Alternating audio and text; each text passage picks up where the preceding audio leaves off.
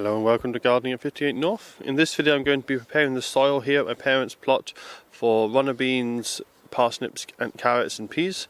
So at the moment this is a bit of a mixed plot. Basically most of the other vegetable plots have one type of plant on each. So for example this one here is onions and garlic. That one over there was brassicas but will soon be potatoes, and that one over there is going to be for brassicas, and that's where I've done a previous video. I'll put a link in the iCard now so you can have a look at that. So this plot here, it's a bit of a mixed plot because you've got a few plants like beans and root vegetables that need to all go somewhere, but we've only got 4 plots, so we tend to all lump them together one to one. So we've already got peas out. We had some very strong drying winds, about 50-mile-an-hour winds, and quite a few of the peas, as you can see here, have been killed off and dried out. You can see the foliage there has died off. A few other ones along here you can see basically died off with the dry winds. So we had actually put a small wall of sticks along the edge here to protect them, because we nearly always get a westerly wind, but unfortunately we actually had an easterly wind when the storm came, and so that damaged all these ones on the easterly side. But you can never really predict what the weather's going to do. And then in this section here we've got some broad beans.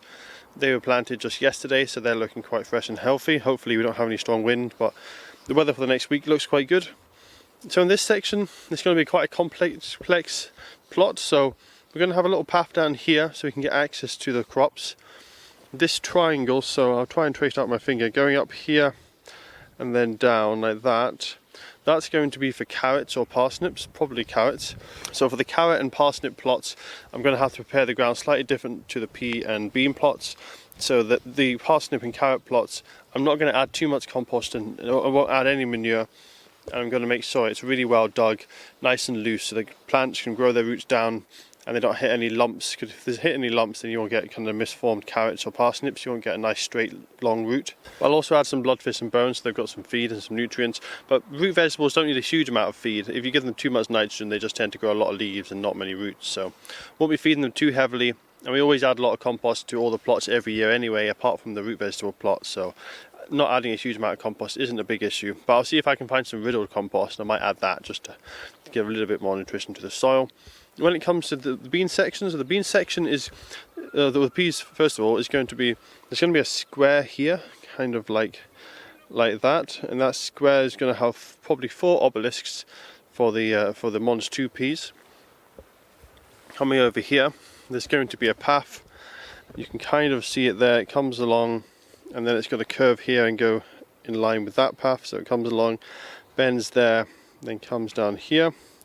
Then to the left of that path, kind of running along there, that's where the runner beans are going to be.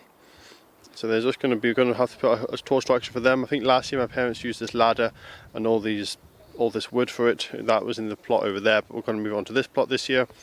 And then behind that there's going to be a path coming up here for access, brassicas on the left, and on the right hand side that kind of triangular slither. So we'll start here and then widen out to there. That's going to be parsnips most likely. So the parsnips need to be well dug. The same with the carrots, nice loose soil, not too much manure. And then with the beans, the runner beans, I'm going to have to dig that slightly differently. I'm going to add a lot more compost and manure to that section, and also with the peas as well. Add a lot more compost and manure, and it doesn't need to be as finely dug, it doesn't need to be really deeply dug and a really loose mix. So it'll be a bit tricky. I'm probably just going to go once over the whole lot with something like a rotavator and dig it over, get a kind of good general digging over. Then for the carrots and the parsnip sections I'm going to go with a fork or possibly the rotavator, and I'll just dig deeper, make sure there's no big lumps, and then after that I'll feed the whole lot, but then put extra compost and manure on the bean sections. So it'll be a little bit complicated. The paths I'm not going to avoid too much because it'll be quite hard to dig through. This path I'll avoid because it's right on the edge anyway, but the path in the middle I'll probably dig and weed that anyway, just to make sure we've got the weeds away, and then mulch that with some mulch. I won't bother feeding much that area because it doesn't need feeding, but I'll probably keep that slight dip in the middle there. I will need to distribute this amount of soil. So to begin with, I'll be clearing the site, get rid of all the weeds, get rid of all this old material. It's a real mixture here. We've got some old bean plants, we've also got some rocket plants that have gone to seed, and there was a few ornamental, some shoe fly plants. So these all need clearing up. Bean poles put out the way, and then I need to do quite a lot of weeding on this plot. There's a few nettles, a few bits of grass. Get the plot cleared of debris and leaves, then dig it over, and I'll try and get a time lapse going as well so you can see me clearing the pot and getting it ready.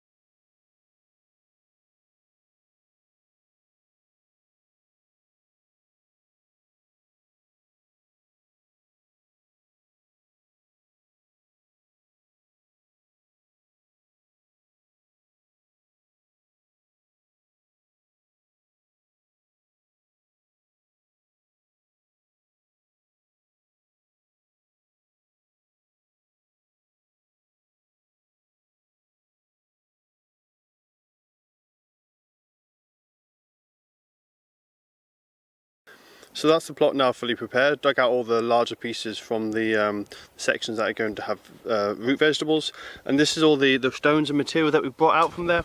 So it's mainly stones, a few bits of rubbish as well, which I've got in with the compost or maybe with the seaweed. Now the soil here originally was a lot worse than this. There was loads and loads of stones, and over the last 6 or 7 years, whenever my dad's dug over the plots, he's taken out the stones, and I'm doing the same today. And we started off with loads of stones in the plot, and now we've got really nice soil. It makes it much easier to dig when you don't have a lot of stones, and it's much better for root vegetables as well. Apart from that, the stones don't really cause much issue for plants. It's only root vegetables, and it's only the aid digging that you want to take stones out. A few small stones isn't going to be a big problem for plants, as they can just grow around them. Although if you have a large number of stones and it starts coming up to 20% of the soil, then it could be an issue because there's less soil for the plants to grow in. I'll show you around here what we've done with all the excess stones. We've actually ramped it right up, and we've made a mound up here. So this was originally just like this wall here, although it was just cut out soil instead of an actual wall. So we piled all the stones up here. This is probably about 2 or 3 foot thick of gravel. Also around this tree as well. That's all the gravel. There's a bit of soil that's mixed in over time, but it just shows you how much stones have actually come out of this property. Along with the stones, there's lots of other artifacts. We found a few interesting things, bits of metal and things like that. Door latches, an old bell, and this is all the crockery.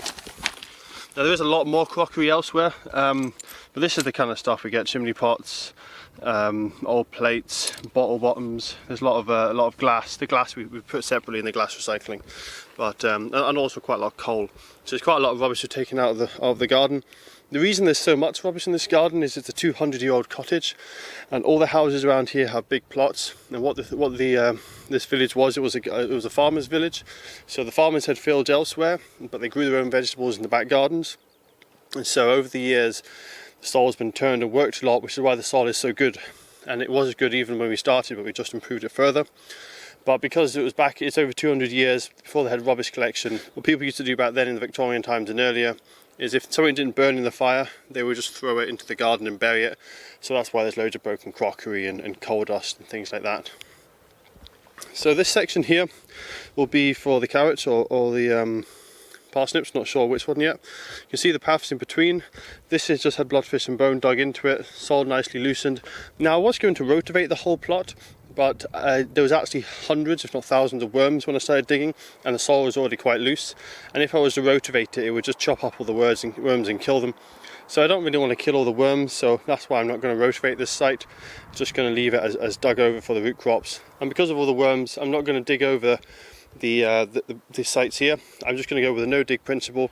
There's a lot of burrows through the ground, so it's well aerated from all the worms, and it's quite loose because of all the worms. So I'm just going to do no dig in the sections that are going to be the beans. So I've just covered it with a layer of compost now, and then we're going to cover it with mulch, and that will add a lot of organic matter to the top layer.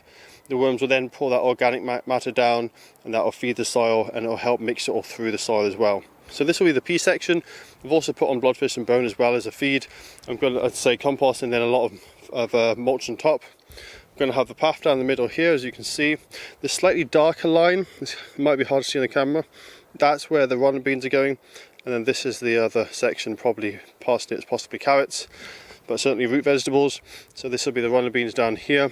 It might need to be slightly wider, so I might need to encroach slightly into the parsnip section. It just depends how we build the frame really. We'll see what we've got for building up the frame. They need certainly a lot of vertical height, not too much width is needed for the runner beans, but then if we're getting all that vertical height, we might need to make an A-frame, and the narrower the A-frame is, the less stable it is, and it's very windy here, so we might need to make it slightly wider with the A-frame to get the stability. But that's the plot now fully prepared. What I'll be doing next is I'm going to be making a video soon of me sowing some of the plants. The beans, I haven't started them yet. The peas have just been planted up, so they're ready to go soon. There's nothing to see at the moment because they're underground in the pots. These peas, as I say, have started a bit earlier, as were those broad beans. The runner beans I'll be starting later on once it warms up a bit. They're really fast growing plants, so I don't really need to start them too early to get a head start. But once it's warm enough, I'm going to plant them in the polytunnel, bring them on a little bit, and then plant them in outside, and they should get going. That'll probably be late May, early June, because if they get stunted with the cold, they really suffer. Especially as it's quite a windy site here. If we have any bad wind when I first put them in, they certainly won't do well. So we're going to put them out quite late, but I'll start them in the polytunnel probably in April, late April, early May. Give them a bit of a head start. The carrots and parsnips, I'm going to be direct sowing them pretty soon. The hard frosts are now over. It's the beginning of April. We're not getting a hard frost anymore. We might get some light frosts, but we're quite close to the sea, so that shouldn't be a problem. So I'll be sowing them soon in a video that I'll link into here once that video is up. And then what we'll do is we'll mulch the beans and peas with a really heavy mulch and just move the mulch aside and plant them.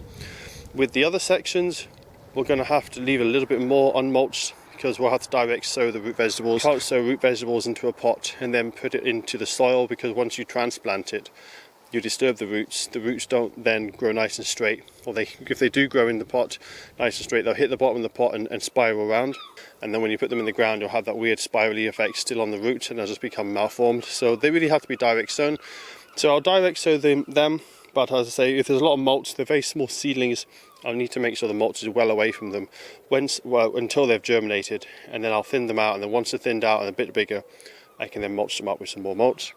The mulch we'll be using is probably going to be seaweed and grass clippings. We're a bit short of mulch this year because of the COVID-19. We're not able to get out and get the mulch we normally would. We can't often get wood chips.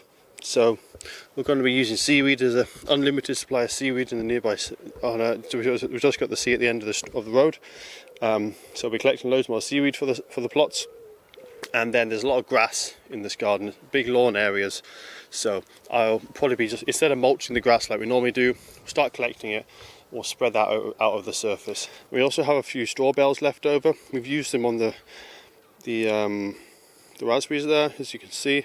We might put them out as well, but the straw tends to blow around a lot in this garden unless it's kind of held in between lots of plants. So that's why it's fine on the raspberry pats, because the raspberries have loads of canes sticking up, and there's the fence there, and you've also got the larger willow in the background, so they hold the straw in together quite nicely.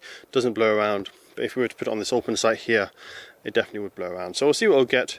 Maybe some of this old mulch from here as well. And there's few wood chips we do have. We'll save them for the paths. I'll show you one over here that we've done in previous years. We can use other mulch for the paths, but I find grass and other things kind of mixed in too much and break down too quickly, so they don't make a long-lasting path. So you can see here, this one's a mixture of homemade mulch using, it looks like willow sticks and possibly Christmas trees as well. This one again, I think it was probably made. This was wood chips. And this path at the end as well, it's wood chips. We normally put down plastic bags for long-term paths, some kind of membrane to stop the weeds, wood chips on top. For these paths that are actually between the vegetable plots, we often just put cardboard down to stop the weeds, and then we just put mulch on top. That way that biodegrades, and these paths move around every year as we change the garden and grow different crops. So that's all from this update, and as I say, I'll give you an update soon when I'm going to be planting the plants in this plot. First of all, it'll probably be the root vegetables, the carrots and the parsnips, and then I'll be going on to the peas and the runner beans when the time comes for them.